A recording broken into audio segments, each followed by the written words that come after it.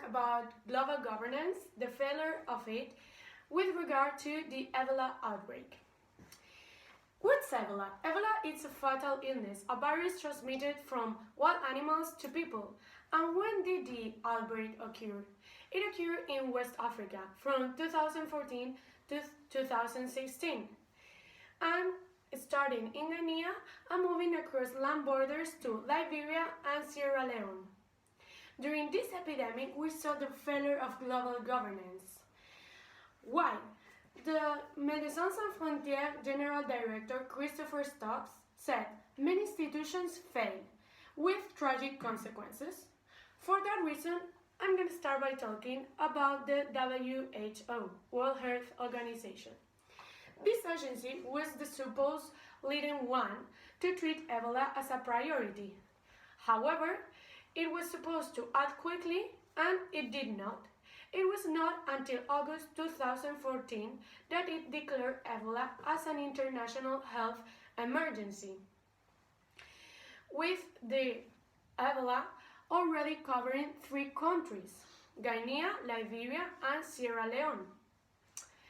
This created a huge mistake because this delay of response was each month tripling the cases. Médecins Sans Frontières organization said that it was there an early warning to WHO of this alarmist and unprecedented situation. However, the WHO put it into question. It left to local governments of Africa to take care of their people, but they did not know how to react to this health crisis because they did not have health experts addressing this issue, and they did not know the origins of deaths.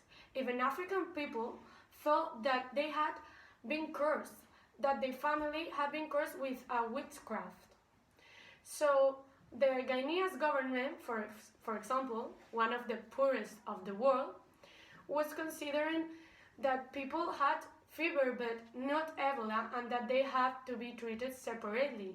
Or for example, to change the burial traditions, that in Africa is to touch the body of the dead people.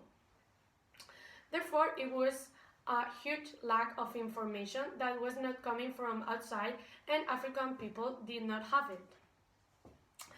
Moreover, when the international emergency was declared by the WHO, the organization responses were criticized and limited. They were very weak because of the budget cuts in recent years in the organization. Veterans who had previously left with regard to Ebola or other diseases had left, and the score of positions have been eliminated. So the USA took in part the lead. However, as you may know, the USA is only a government, it's not a multilateral health agency. The final responsibility to address the issue, the Ebola not to be spread that far, was for WHO. However, its poor mandate was making so difficult to address the issue. The international community only was concerned of Ebola when it was a threat to their own borders. The USA, followed by the UK and other countries, sent thousands and thousands of troops and medics only when they knew the Ebola was a crisis for their own security.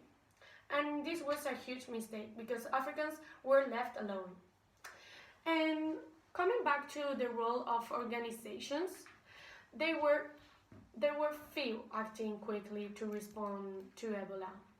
The UN created a new emergency mission, the UNMIR, but the UN system was criticized because being implementer, coordinator, and responsible of dealing with the issue, it was so slow in responding to the disease.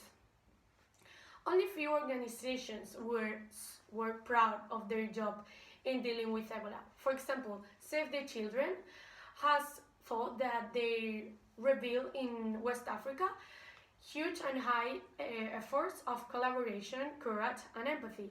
But the other organizations accept their work was very slow and that they did not act quickly. So, in conclusion, the international community and the global governance system was so slow and the responses were so fragmented. The responses were so weak that the disease was spreading so quickly and so far by all the territories.